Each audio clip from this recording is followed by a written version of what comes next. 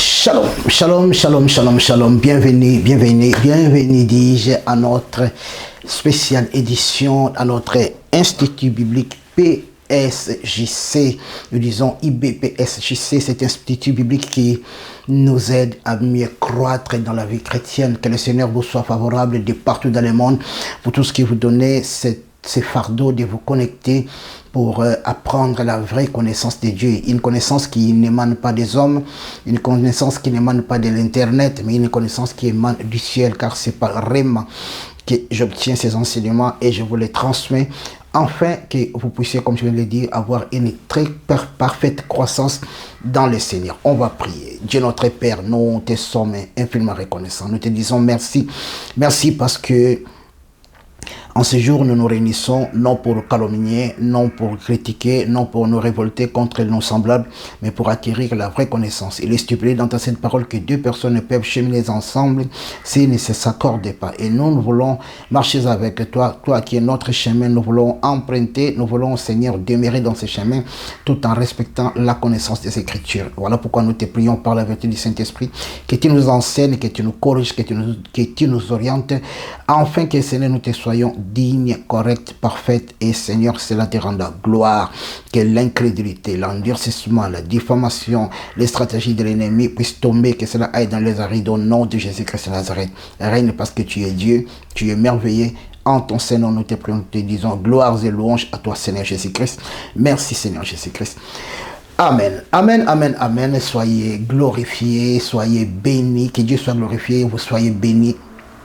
La Bible dit que celui qui veut se glorifie d'avoir connu le Seigneur. Que le bon Dieu nous soit favorable pour cette opportunité si merveilleuse que Dieu nous accorde. Aujourd'hui, nous nous retrouvons encore une fois de plus pour l'apprentissage de la vraie connaissance. Pas l'apprentissage comment devenir commerçant, pas comment sortir de son corps ce qui est abominable, pas des prophéties, des matchs de football, ce qui est hérésie, et pas comment s'enrichir, mais plutôt comment se mettre au service de l'Éternel, car il est écrit que c'est l'œuvre de l'Éternel, ton Dieu, qui te bénira. Que Dieu soit loué, que Dieu soit glorifié. J'insisterai toujours de vous dire, si vous voulez continuer à suivre ces enseignements au préalable, vous devez voir la vidéo 1, la vidéo 2, la vidéo 3, parce que ça, c'est la base. Il y a des règles, des principes, des questions-réponses, des réponses.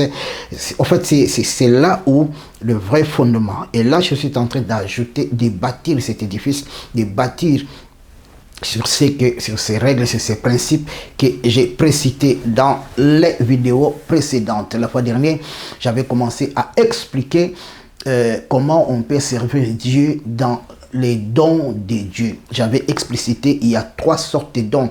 Les dons de Dieu qui précèdent toujours. Il y a les dons de puissance qui sont les dons du Saint-Esprit, les 9 dons du Saint-Esprit, et qui sont chapeautés par les dons ministériels. Alors, en ce qui concerne les dons de Dieu, nous recevons, nous naissons avec des dons de Dieu. Et il y a les dons, spécifiquement, comme je l'ai précisé, la modération, la modération, il y a l'enseignement, il y a toutes ces choses-là, ces 5 caractéristiques que j'avais précitées, selon Romains chapitre 12, à partir du 5e si, et vous descendez. Alors, j'avais expliqué la fois dernière ce que voulait dire l'enseignement. L'enseignement, c'est l'explication approfondie de la parole de Dieu. Par contre, la prédication ou un prédicateur, c'est une personne qui prêche, c'est-à-dire qui prend la parole en public pour annoncer la parole de Dieu. Il explique les textes sacrés. Et voilà, c'était l'enseignement. Il ne rentre pas dans la profondeur, mais il prend les textes sacrés et il vous l'explique. Un enseignant est celui qui prend de l'ancien, les nouveaux, dans les nouveaux, il déchiquette les nouveaux, c'est-à-dire les évangiles, les actes des apôtres, les épîtres, l'Apocalypse, puis il actualise le message. Et j'avais parlé sur, je ne sais pas, vous passez le temps là-bas, parce que j'ai dit passer le temps parce qu'il y a la vidéo 4, 1, 4.2. Aujourd'hui, nous serons dans la vidéo 4.3. J'avais expliqué ce que l'exhortation. Nous avons dit que l'exhortation n'est d'autre qu'un appel à l'amour, un appel qui cherche à encourager les découragés. Elle sert à bâtir les cœurs fatigués et à ramener la lumière au cœur des tempêtes. C'est ça l'exhortation. J'avais expliqué dans la vidéo précédente. Aujourd'hui, nous allons parler dans Romains au chapitre 12, toujours au 8e verset. Romains au chapitre 12e, au 8e verset. C'est là où nous allons parler aujourd'hui à ce qu'on appelle présider ou la modération. Qui est un modérateur? Comment on peut modérer? Comment exerce-t-on la modération? Quelle est l'autorité?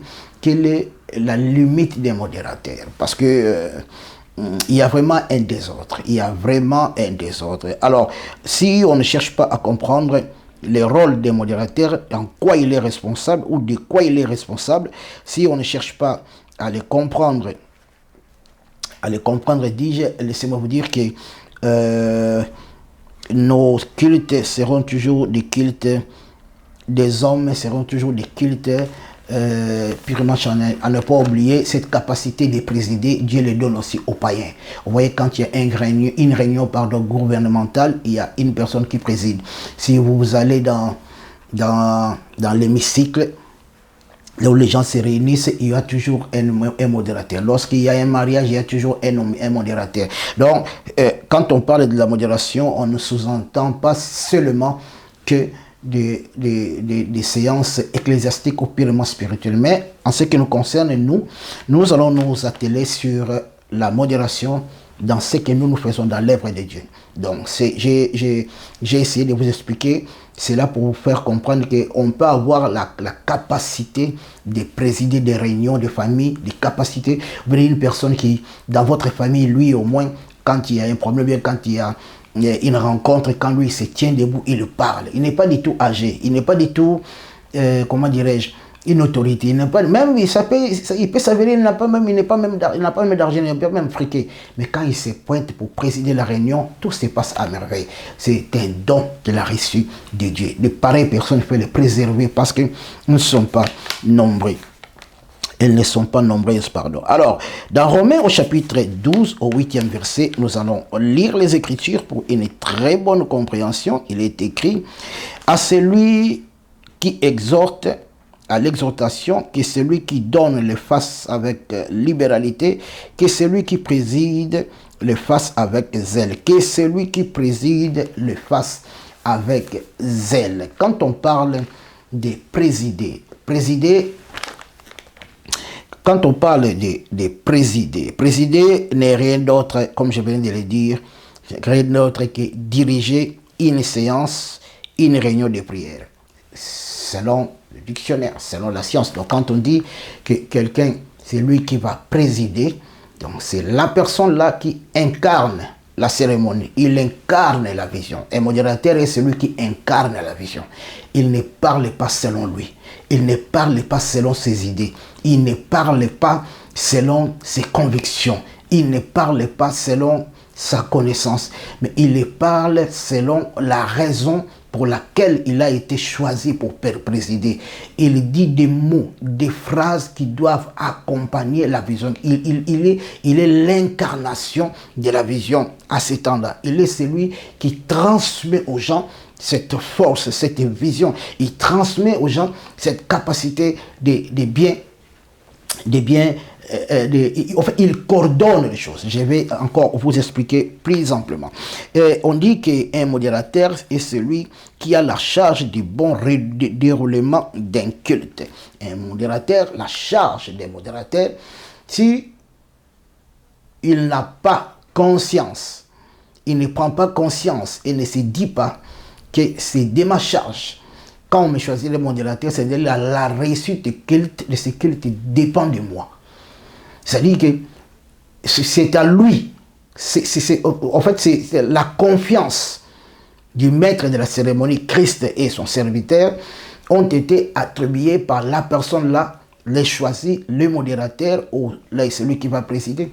Non seulement pour présider la réunion, mais il doit prendre conscience que la réussite de la réunion dépend de ce qu'il va faire comme service, comme modération, comme office. Donc, et pour qu'il réussisse, tout ce qu'il doit faire doit se conformer à la vision et à la parole de Dieu.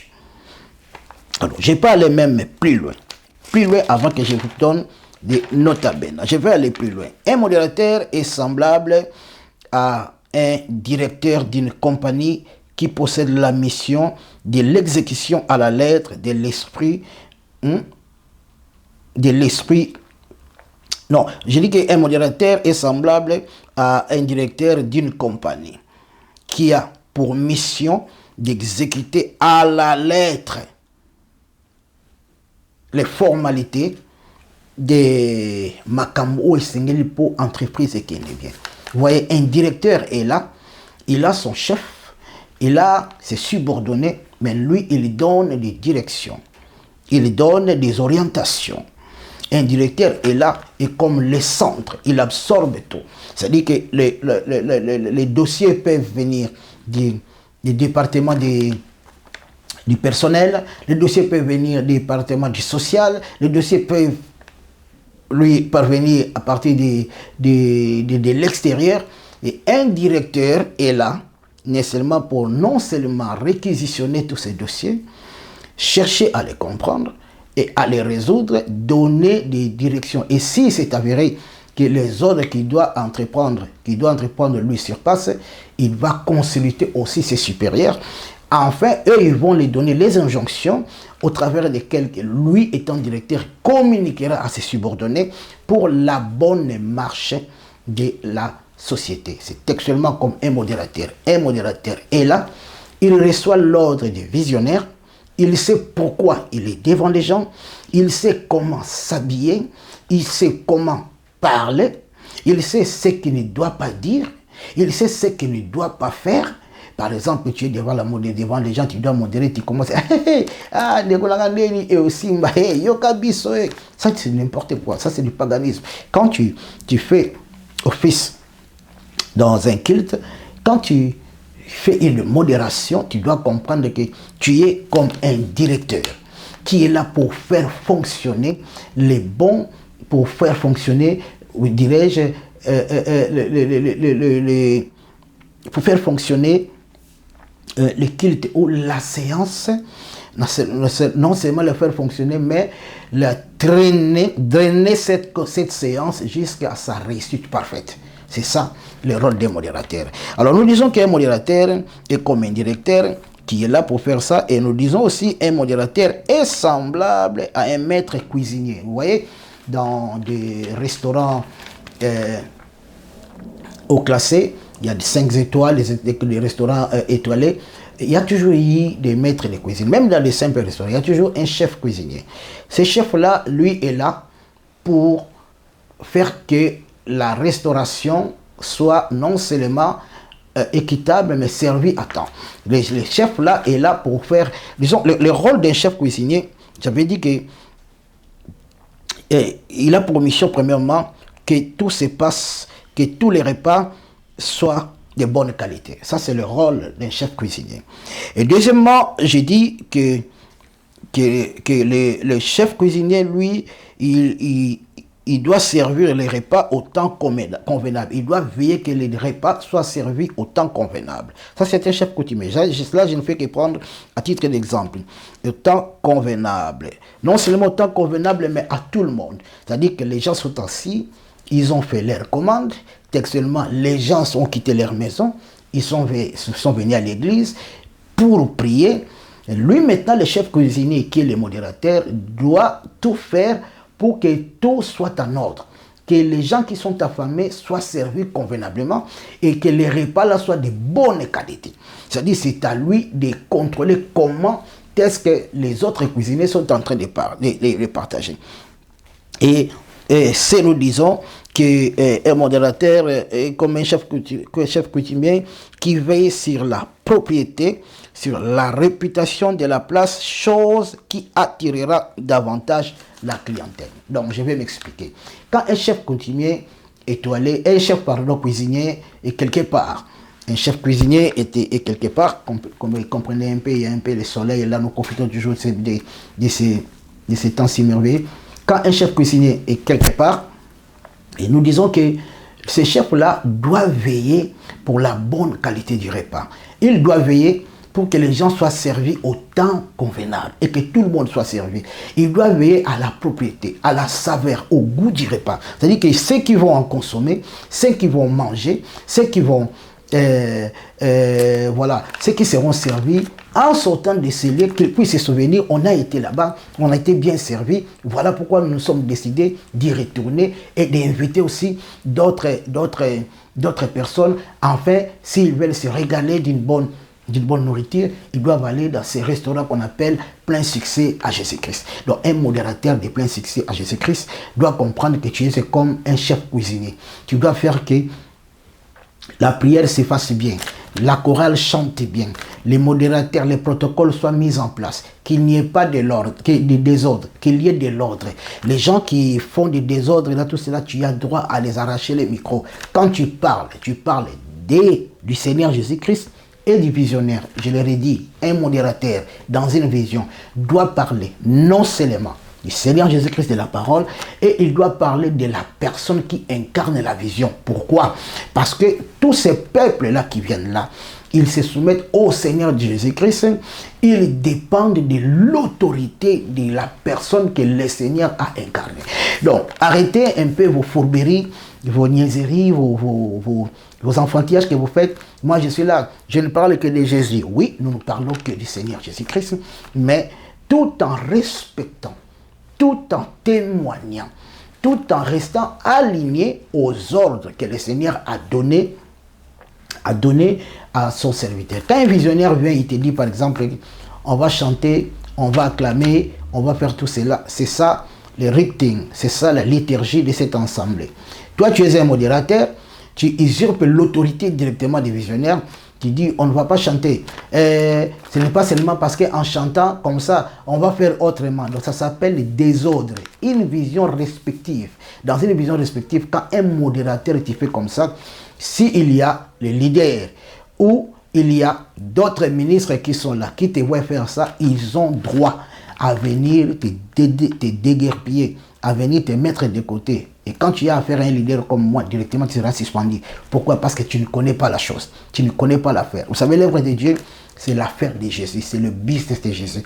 Qu'est-ce que Jésus gagne là? Il gagne les âmes. Donc, quand les personnes viennent dans une assemblée locale, quand les personnes viennent dans une réunion de prière, ils doivent être à l'aise, ils doivent se retrouver. Maintenant, quand ils viennent par exemple dans plein succès, donc ils s'y attendent que toutes les choses qu'ils verront là-bas puissent avoir l'image de Christ par les biais de la personne qui incarne le plein succès. La personne qui incarne la communauté plein succès, c'est l'apôtre Sacha. Donc toi, tu ne peux pas venir faire une modération ou on t'invite par exemple à venir prester dans une église et pendant que tu prestes, tu commences à faire n'importe quoi. Le modérateur a le droit. Les modérateurs, parce qu'on va parler sur les rôles, on peut toujours y sauter directement parce que le modérateur a le droit d'interagir, il a le droit de s'y opposer. Quel est le rôle des modérateurs? Un modérateur, son rôle est de maintenir l'ordre durant une séance. C'est ça le rôle des modérateurs. Il est là, il donne l'ordre, il va maintenir l'ordre, que tout se fasse dans l'ordre. Donc un modérateur peut dire, vous allez chanter, les gens chantent. Il peut dire, ok, on arrête, on passe à autre chose. C'est ça le pouvoir des modérateurs. Et un modérateur, son rôle est de donner et de retirer la parole. La parole, c'est-à-dire, comme je viens de le dire, le rôle du modérateur, il peut se pointer, il arrive, il se met debout, décentement habillé, propre, homme ou femme, il n'y a pas de souci. Moi, je crois à ce travail-là de l'homme et de la femme dans la maison de Dieu. Il se pointe là, il dit, ok, on va débuter notre cours, nous nous lèvons, tout cela. Même si est ministre de Dieu, tu te lèves. Il dit, nous acclamons, on acclame. Il dit, nous chantons, on va chanter, on va louer le Seigneur. Quand le modérateur te demande de faire ça, et toi tu restes assis, ou tu fais autre chose, ou on dit on va chanter, les gens chantent, toi tu fais semblant de prier, c'est un désordre. Dans une assemblée respective, dans une réunion de prière digne du nom du Seigneur, le modérateur est le chef du culte. Le modérateur, quand il n'obéit pas, c'est que tu n'obéis pas à la personne qui l'a établi. Notez bien, la réussite du culte dépend de lui. La réussite du culte dépend de lui. Mais il est aussi à noter que le modérateur n'est pas au-dessus des visionnaires. Au contraire, il incarne la vision et la fait absorber à l'auditoire. Je relis. Le modérateur n'est pas au-dessus des visionnaires. Donc, tu ne peux pas faire que on te met à la modération parce qu'il y a eu des choses qui se sont déroulées autrefois.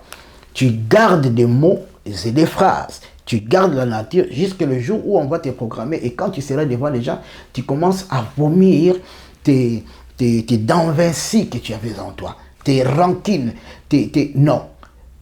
Quand un modérateur agit de la sorte, il doit être directement suspendu, écarté de la modération. Parce que le modérateur est un chef coutumier qui fait que les plats soient servis au temps convenable en toute personne et en gardant la saveur, la propriété. Ce qui fera que les autres clients puissent venir et que les clients de la place, de la maison puissent revenir. Il y a venir et revenir. Or, lorsque le culte est bien préparé par le modérateur, lorsque le culte est bien coordonné par les modérateurs, un modérateur mature, vous verrez que même quand la prédication viendra, le prédicateur ne va pas beaucoup plus se forcer. Vous savez, il y a des prédicateurs, quand ils arrivent comme ça, la modératrice, le modérateur, ces points-là, il parle, il crie, hey, nous allons faire ceci, il crie. Et puis, quand l'orateur doit intervenir, il ne sent pas une connexion entre lui et l'auditoire. Ça, c'est la faute qui incombe au modérateur.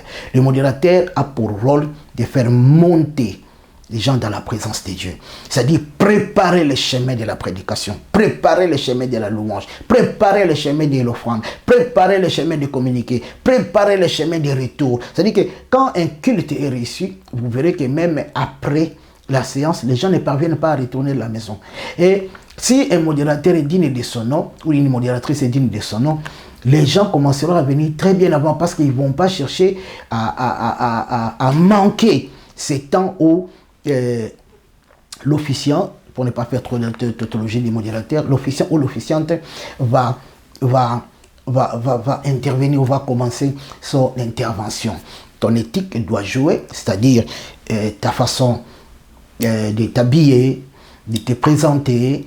Mes sœurs, revêtez-vous convenablement quand vous vous pointez devant les gens. Dieu vous a donné un corps bien nourri ou un corps angélique ou spaghettique. Revêtez-vous convenablement. C'est pas parce que vous voyez une autre personne qui a peut-être des tailles comme ça et toi tu vas te conformer à la personne et c'est la mode. Non. Quand tu te retrouves devant les gens, tu dois comprendre que tu es devant les parents, les enfants, les serviteurs de Dieu, surtout votre responsable spirituel. On doit avoir du recul avant de poser de prononcer une phrase ou d'agir ou bien de faire quoi que ce soit devant son représentant légal ou devant son responsable spirituel. Parce que souvent quand vous dites devant les représentants légaux, les gens disent souvent directement oh non mais il prend la place de Christ. Ça c'est le paganisme qui vous fait ça. Hein? C'est le paganisme qui vous fait ça. C'est pour cela que vous n'allez pas apprendre parce que vous connaissez tout. Si tu connais tout, tu n'apprendras rien. Si tu connais, mais tu fais comme si tu ne fais rien, tu ne connais rien par humilité, tu vas encore acquérir la connaissance. Parce que moi qui vous la dispense aujourd'hui, moi aussi je l'ai encore apprise du Saint-Esprit aujourd'hui. Et quand les autres font, j'attire des bonnes choses, des bonnes parties pour perfectionner. Selon qu'il est écrit que Dieu a donné à l'Église les capacités aux ministres de Dieu pour l'œuvre de perfectionnement des saints. Donc c'est ce ministre-là qui va établir un modérateur qu'il a formé.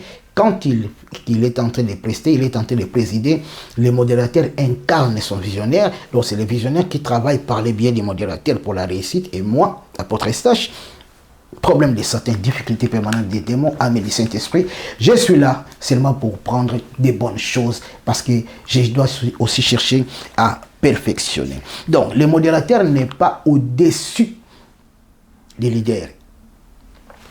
Moi, je suis à l'église. Celle qui vient après moi, moi je ne suis pas là et que toi tu modères. Quand il constate que tu fais n'importe quoi, il a l'autorité de te ravir le micro, ou bien de te dire va t'asseoir, ou bien de choisir une autre personne venir à sa place, à ta place.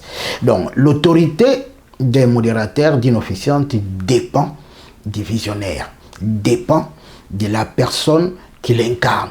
Tu ne peux pas modérer une séance avec tes propres idées. Ça n'existe pas. Dans chaque communauté, de la manière dont nous prions dans plein succès, c'est de la même manière, ce n'est pas la même manière où les gens prient, par exemple, dans Meillé ou dans Colonne de la Vérité, ou peut-être dans la compassion, nous prions les mêmes seigneurs. Notre liturgie, de la manière où nous fonctionnons pour chaque culte, Dieu nous a octroyé ces droits-là. Ces droits-là. Alors quand tu me dis, c'est écrit dans les versets, dans quel verset que Dieu vous a octroyé ces droits-là, ben, tu ne connais rien. Tu ne comprends pas ce que c'est, il nous a établi pour le perfectionnement des saints. En fait, c'est les français qui te semblent un peu difficiles. Pas un peu, mais ça te semble difficile. Tu ne comprends rien que quand on a l'autorité pour travailler, pour tout cela, et dans le travail, on met des choses en place qui ne sont pas en dehors de la parole de Dieu, mais qui contribuent pour le bon fonctionnement de l'œuvre de Dieu. À titre d'exemple, dans la Bible, il y a les ministères, il y a l'ancienneté et il y a les diaconats. Il y a trois choses là qui se trouvent dans la Bible pour le bon fonctionnement de l'Église. Mais étant apôtre, étant pasteur, étant docteur, étant tout cela, Dieu nous a donné la capacité, on organise, ça c'est, on va faire une réunion des mamans pour éduquer nos mamans, parler comme ça, la jeunesse pour tout. Parce que quelque part dans la Bible, Dieu, Paul dira à Timothée, il dira, prêche les papas comme les papas, prêche les mamans comme les papas, prêche les enfants comme les enfants. Donc, c'est le visionnaire, c'est à lui maintenant de prendre, de se choisir de quelle manière, où il va procéder, afin que les choses se fassent convenablement. Donc, il y a cette bêtise. Quand on vous apprend, on vous informe des choses, c'est écrit dans quel verset? C'est écrit dans quel verset? Le verset qui c'est écrit, restez assis, gardez silence, évoluez dans l'œuvre de Dieu et vous comprendrez ce que ça veut dire que quand le Saint-Esprit viendra, il ne parlera pas de lui-même, il prendra de ce qui est à moi, il verra sa voix, il me glorifiera. Donc l'enseignement du Saint-Esprit joue un rôle. Voilà pourquoi ce n'est pas tout le monde qui est appelé leader, ce n'est pas tout le monde qui possède les dons ministériels, mais par contre les dons de Dieu, on en possède. Donc un modérateur fait que les choses se fassent convenablement, les cultes puissent réussir. Donc, si on te choisit, si je t'ai choisi, je dis que tu vas modérer, sache que tu es dans le plus bas niveau du service, mais en même temps, tu es le centre du service. Le plus bas niveau du service, c'est-à-dire que toutes les personnes qui viennent là doivent se référer en toi et que tu dois te comporter digne de l'office que tu entreprends. Mais en même temps aussi, tu dois savoir que tu incarnes la vision, le mot, les phrases, l'attitude, le comportement, la façon de réagir, la façon d'interagir doivent se conformer à la parole de Dieu et à la vision. Quand on parle à la vision, c'est-à-dire au visionnaire. Donc, si tu viens dans plein succès, on te forme, on te laisse dans le poste de modéré, tu commences à faire n'importe quoi selon les choses que tu as appris dans ton église, là tu veux t'imposer tout cela, je te chasse. Je ne te mets pas à côté, mais je te chasse. Parce que deux visions ne peuvent pas fonctionner ensemble. Donc, je me fais bien comprendre. Alors, que peux-tu faire pour faire une très bonne modération? Lorsque tu es choisi dans ton ensemble que tu vas modérer, appelle le pasteur, demande-lui, que dois-je faire? Pose-lui les questions les plus détaillées. Il te dira ce que tu feras.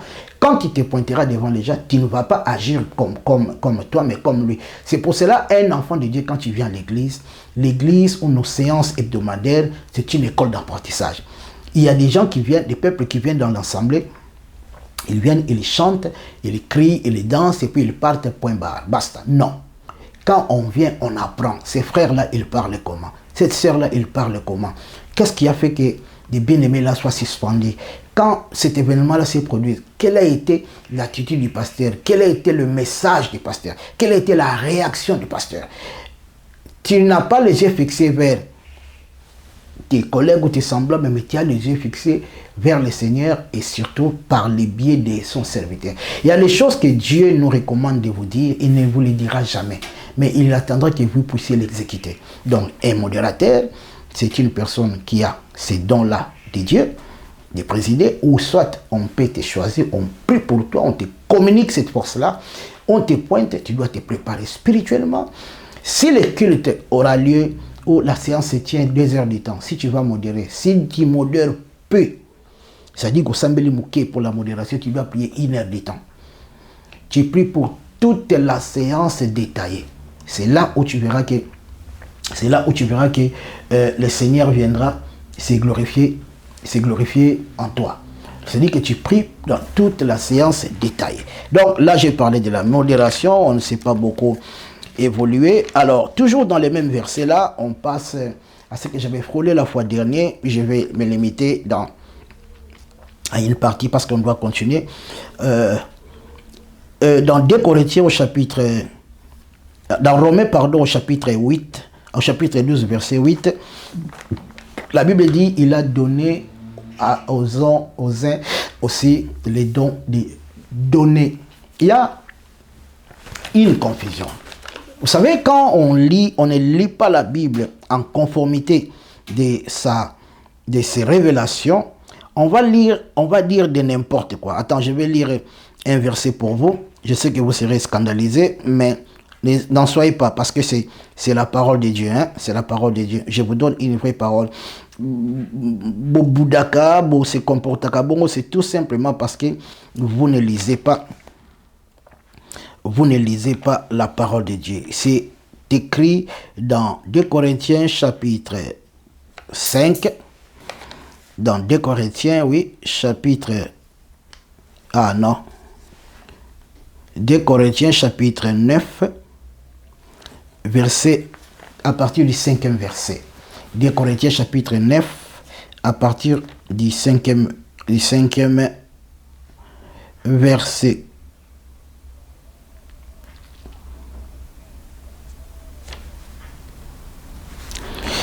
Attendez.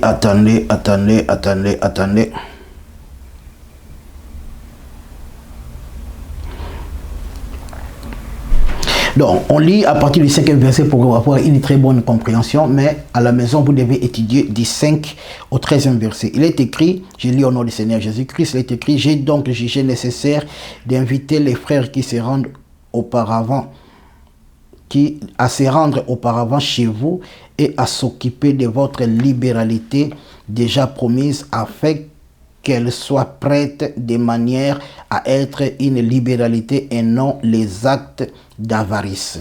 Sachez-le, celui qui sème paix moissonnera paix, et celui qui sème abondamment moissonnera abondamment.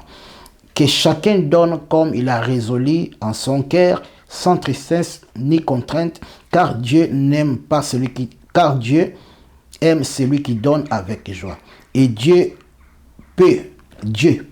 il peut, s'il veut, vous combler de toutes sortes de grâces, afin que possédant toujours en toutes choses de quoi satisfaire à tous vos besoins, vous soyez encore en abondance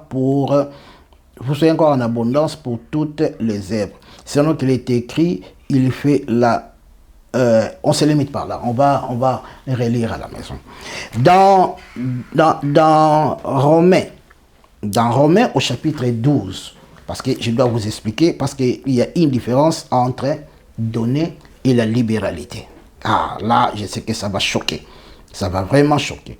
Demain, Romains au chapitre 12, au 8e verset, la Bible dit, et celui qui exhorte à l'exhortation, que celui qui donne le fasse avec libéralité. Que celui qui donne le fasse avec libéralité. Donc, il y a 2 verbes qui sont là.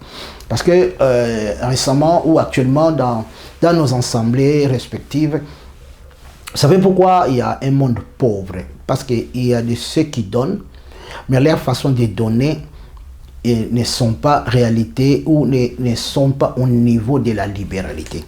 Quelle est la différence? La différence consiste en ce que vous sachez. Donner, c'est une distribution, c'est répartir. C'est-à-dire, je prends quelque chose, je donne à mon frère. Je prends l'argent, je donne à l'église. Je prends un habit, je donne à mon frère qui a besoin. La personne qui m'a escroqué, je lui donne, je répartis, je distribue ce que j'ai. Ça donne, c'est ce qu'on appelle donner. Mais par contre, l'apôtre dit que celui qui donne le fasse avec libéralité. Alors, j'ai fait des recherches approfondies pour comprendre qu'est-ce que la libéralité. Et tu comprendras que tu n'es pas libéral devant Dieu. tu n'es pas libéral. La libéralité, c'est un acte juridique par lequel une personne transmet gratuitement un bien ou un droit de son patrimoine à une autre personne sans chercher à obtenir des contreparties. Je relis. La libéralité, c'est un acte juridique, un acte par lequel une personne transmet gratuitement ses biens ou ses droits. Oui, parce qu'actuellement, quand une personne pratique la libéralité, on dit, on l'exploite. On dit, tout. Dans les données, tu peux donner, le diable peut t'utiliser, tu commences à réclamer. D'ailleurs, moi, si tu donnes, tu commences à réclamer tout cela. Donc, je vais t'accuser à la justice, tu es un voleur. Parce que tu es venu, on t'a prêché, tu as acquis la connaissance, après tu vas te rébeller, remets-moi et tout cela. Ça, c'est n'importe quoi. Alors, pour rester à nos mots-étons, disons que il y a des gens, dans leur libéralité, ils ont donné, ils ont légué, ils ont donné leurs droits du patrimoine. Il a sa maison, il donne. On peut le voir dans les Actes des Apôtres au chapitre 5, au chapitre 4. Ce n'est pas les choses nouvelles. La Bible dit que les apôtres eux-mêmes, même Joseph, même les gens, ils vendaient leurs propriétés, ils apportaient tous leurs droits, tous leurs au Père des apôtres. Et les textes que nous avions lus dans Corinthiens, l'apôtre disait déjà, il préparait à envoyer les frères pour aller à Corinthe et récupérer les choses que les gens ont données dans la libéralité, afin de les apporter auprès des saints. Vous savez, dans plein succès, j'organiserai toujours cette histoire-là de œuvres caritatives où on dit, donnez ce que vous avez, on va apporter, donnez de l'argent, achetons les paracétamol, on va distribuer. Et vous verrez, les gens les font à compte-gouttes. Les gens, ils font des calculs. Les gens qui vous apportent des habits usés, qui vous disent, en fait, ils veulent se débarrasser de cela pour qu'ils ne coupent ça carabang. Ok, payer maintenant les transports pour l'envoyer au pays, tout cela, ils ont bloqué leur téléphone. Ça, ce n'est pas donné. Ça, ce n'est pas même être libéral. Quand tu es libéral, tu vas donner sans revendiquer les choses qui t'appartiennent, les choses que tu as besoin. Tu peux donner ton véhicule, tu peux donner ta maison. Tu ne seras pas le premier et la dernière. Il y a des gens qui ont acheté les parcelles pour Dieu. Tu dis, mais papa, ça se trouve où dans la Bible? Ça se trouve dans la Bible. La Bible dit, le Seigneur se retrouva devant les centenaires romains. Et il y avait quelqu'un de malade dans sa maison. Et la Bible dit que ces messieurs demanda au Seigneur pour qu'il puisse intervenir pour les cas qui les dérangeaient. Mais, à sa grande surprise, le Seigneur n'a fait de lui donc qu'un cas. Mais les Juifs étaient là, lui dire, non Seigneur, lui, il mérite ton intervention parce qu'il aime notre nation. Parce que le temple là où tu viens prêcher là, c'est lui qui l'a bâti. Donc il était romain, mais il était libéral. Il a construit la maison pour Dieu. Il ne s'est pas présenté devant le Seigneur en disant que non, mais voilà, moi maintenant, j'ai construit, maintenant il y a mon enfant, il y a mon serviteur, il y a la maladie dans ma maison, je te parle, tu ne me suis pas, ça c'est quelle sorte de serviteur de Dieu? Non, non, il est resté silencieux, c'est les autres qui avaient intervenu. Oui, pourquoi? Parce que cet homme était libéral, donc il n'a pas usé de son droit pour réclamer son ancien droit pour réclamer une intervention de Dieu, pour réclamer une prière. Quelqu'un qui est libéral, il donne sans attendre les autres. Donc, quelqu'un qui est libéral, il n'attend pas qu'il y ait un besoin, il vient, il demande qu'est-ce que nous pouvons faire. Parce que selon la vision pasteur, comment nous allons procéder? Qu'avez-vous besoin? J'ai besoin de ça, j'ai besoin de ça, j'ai besoin de ça. Luc chapitre 8. On peut voir aussi, on termine par là parce qu'on me fait déjà signe, il est temps, il est l'heure. Luc au chapitre 8e, au premier verset. Quand les gens parlent de la Bible, avec les soucis de ces siècles, ils s'appauvrissent, ils vieillissent, ils meurent et les autres personnes viennent jouer avec. Vous avez vu la période de Corona, il y a des gens qui sont morts, l'État s'est accaparé de leur argent et puis la vie continue. On vous parle d'investir pour le Seigneur, c'est-à-dire vous allez vous investir ici et au ciel. La Bible dit dans Luc chapitre 8 au verset 1er, il est écrit, je lis au nom de Jésus-Christ. Ensuite, Jésus allait de ville en ville et de village en village, prêchant et annonçant la bonne nouvelle du royaume. Les 12 étaient avec lui et quelques femmes qui avaient été guéries d'esprits malins et des maladies. Marie, dite de Magdala, de laquelle étaient sortis 7 démons, Jeanne, femme de Chuza, intendant d'Hérode, Suzanne et plusieurs autres qui l'assistaient de leurs biens.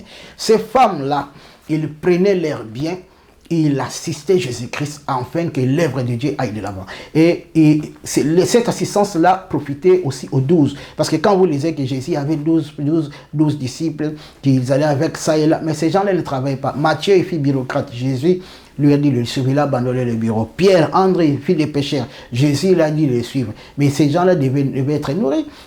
Pierre devait nourrir sa femme là où il était resté. Donc, il y a des choses que vous devez apprendre dans la parole de Dieu. La libéralité, c'est débarrasser de ses droits. J'ai clôturé en disant ceci. Cet acte entraîne l'enrichissement pour le bénéficiaire et appauvrit le donateur. La libéralité entraîne l'enrichissement du bénéficiaire et l'appauvrit. Il appauvrit les donateurs. C'est-à-dire, quand je prends mon bien, je prends ma parcelle, je donne ça à l'église, je perds. C'est l'église qui en bénéficie. C'est l'église qui enrichit. Donc, pour poser de tels actes, il faut vraiment posséder les dons de Dieu. Il faut posséder les dons de Dieu. Comme j'ai vu un incirconcis de la dernière génération qui est allé à l'émission déclaré où ma femme a pris l'argent, 10 000 $, elle est allée donner ça à l'église pour la construction de l'église, et maintenant lui il vient, il menace le pasteur, donne-moi l'argent, tout cela. Donc là nous avons affaire à deux sortes de personnes. Le pasteur a prié pour le mariage, le pasteur les a aidés, mais la femme a les dons de la libéralité et l'homme ne possède pas les dons de la libéralité. Le pasteur était assis dans son bureau, il voit la femme qui vient, qui lui dit, moi et mon mari avons décidé de te remettre cet argent pour la construction. Il prend l'argent, il le verse directement à la diagonale et puis on va acheter les ustensiles, tout cela pour construire l'église. Quelques jours après, l'homme vient, il dit, oh non, tu dois restaurer, tu dois restituer mon argent, hein, tu es un volé, il commence à taquiner les pasteurs. Donc, le pasteur n'est pas allé dans leur maison pour prendre l'argent. La femme a les dons de la libéralité, mais l'homme, il donne, mais sans atteindre le niveau de la libéralité. Vous voyez? Alors, heureusement que le pasteur était sage, il a dit, bon, était sage, il a dit, je vais réunir l'église, comme ce n'est pas, c'est vrai que moi, le visionnaire, j'ai réceptionné cet argent, mais je l'ai fait au temple de l'église, pour le temple de l'église, selon sa demande, chose qui a été exécutée, on doit réunir maintenant l'église, chercher des voies et moyens de vous restituer. Donc, de tels comportements, comprenez directement qu'on a affaire à deux sortes de personnes qui viennent dans l'église. D'abord, il y a trois. Il y a les égoïstes, des maris qui n'aiment pas même assister, donner, faire cadeau à leurs femmes, idem pour les femmes. Mais en même temps aussi, il y a des hommes qui viennent. Vous verrez, l'homme est libéral, mais la femme n'est pas libérale. Quand un homme, une personne est libérale, il donne pour perdre. Il ne donne pas pour récupérer. Il ne donne pas pour qu'on fasse des prières pour lui. Mais quand une personne n'est pas libérale, quand il donne, il dit, j'attends que Dieu me bénisse. Alors la Bible dit dans Corinthiens que c'est lui qui veut faire la libéralité. C'est lui qui veut donner, qu'il le fasse selon la disponibilité de son cœur. Donc, lorsqu'on devient libéral, on ne le fait pas. Moi, je te prêche aujourd'hui. Tu as déjà senti à maintes reprises, on te dit, prends toute ta valise, va donner ça. Prends l'argent là, tu gardes là. Moi, j'ai vu les gens qui ont laissé des comptes bancaires. Ils sont morts. Et cet argent-là, aujourd'hui, là, il y a des familles qui les dispersent. Il y a les situés ici en Europe. Donc, la banque en bénéficie. Mais pourtant, cet argent-là pouvait sauver les hommes. Et il ne s'agit pas seulement de l'argent.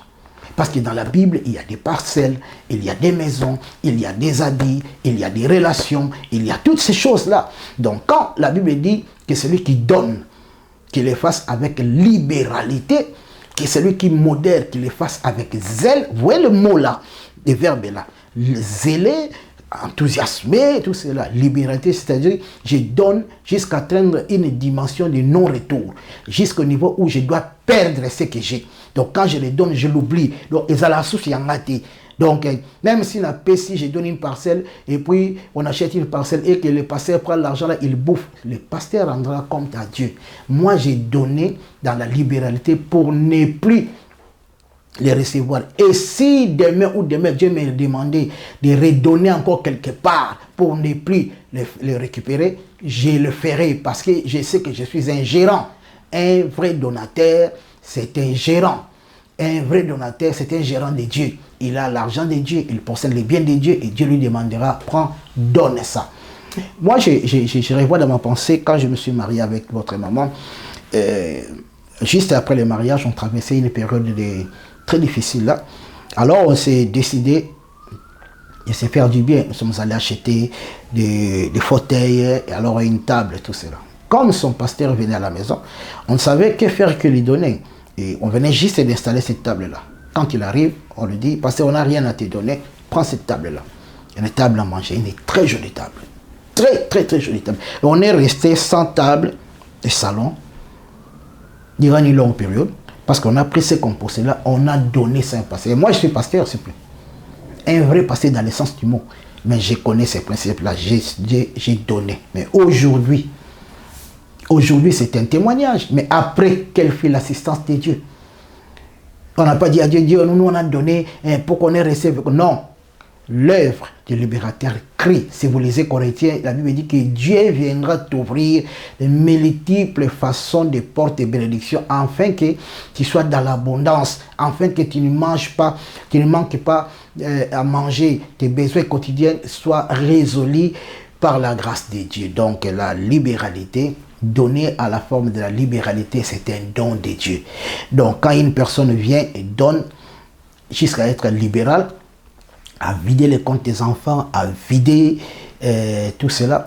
Et il y a un autre témoignage qui me vient à l'esprit. Il y a mon frère qui venait de mourir là, le pasteur Clément. Il m'avait fait un témoignage. Il m'a dit, pasteur, vous savez, quand j'ai débuté l'œuvre de Dieu, j'avais de l'argent, j'avais 6 000 € dans mon compte bancaire.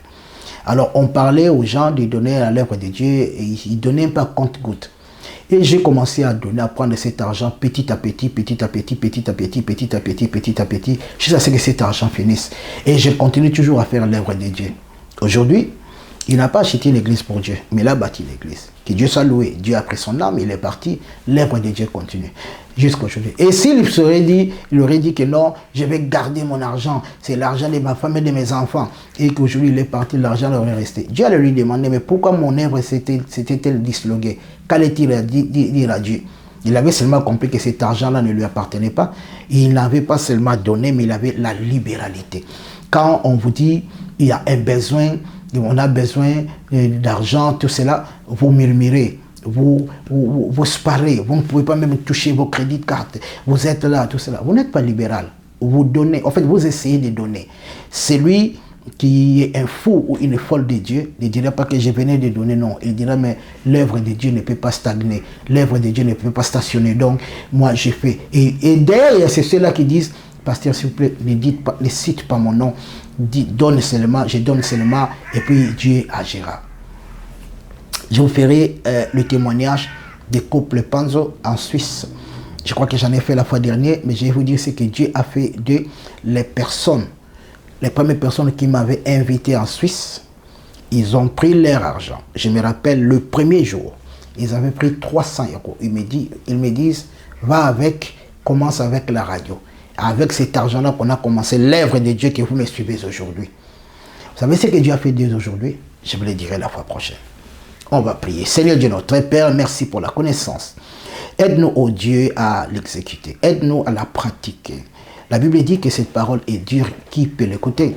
C'est nous tous qui t'avons reçu. C'est nous tous qui croyons à cela. J'ai prié pour les frères, pour les sœurs, pour les serviteurs, oh Dieu, qui a été mal enseigné. Les gens qui croyaient que donner, c'est ça la libéralité. Les gens qui donnent et qui murmurent, qui ne comprennent pas que ce sont des malheureux, des futurs malheureux, ils appauvrissent leur progéniture. Oh Dieu, donne-nous la capacité de travailler pour toi, de zéler, de travailler avec notre énergie et de travailler avec notre finance et nos biens pour la gloire de ton Seigneur. Et tout cœur incrédule qui devait donner la parcelle, qui devait donner la maison, le véhicule, de l'argent, des relations, des connexions pour l'épanouissement de ton œuvre, qui hésitait, puisque Seigneur, cette hésitation tombe et aille dans les arrêts au nom de Jésus-Christ. Jésus, que ton nom soit propagé par les biais de ses frères, de ses sœurs, de ses serviteurs, de ses enfants qui écoutaient ces messages. Au nom de Jésus-Christ, nous disons gloire et louange à toi, Seigneur Jésus-Christ. Merci Seigneur Jésus-Christ. Amen. Amen, amen, amen. Que Dieu soit loué. Pour les étudiants, j'ai dit, tu dois suivre cet enseignement minimum 3 fois la semaine. Normal 5 fois.